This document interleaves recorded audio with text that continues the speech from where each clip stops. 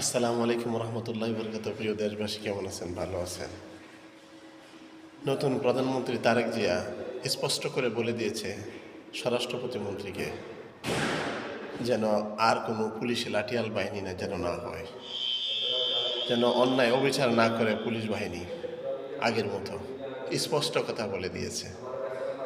আর এদিকে স্বরাষ্ট্রমন্ত্রী সালাউদ্দিন, ভারতের রয়ের সদস্য, তিনি সকালে এক কথা বলে বিডিআর হত্যার কমিশন গঠন করা হবে, বিকালে আরেক কথা বলে কমিশন গঠন করা হবে না। তার মানে তারেক সাহেবের কথা শুনে না, সে শুনে ভারতেরও এর কথা। ভারতে যেই কথাই বলে সে কথাই উপস্থাপন করে মিডিয়াতে। এই হচ্ছে দুদুর মধুর পরিবেশ।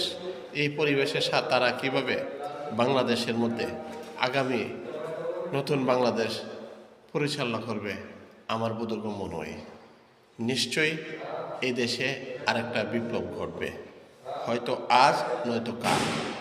আর না হলে তারা যদি সংস্কার না করে পুরান সংবিধানে চলে, হয়তোবা তারা এই 2 বছর রানিং করতে পারবে।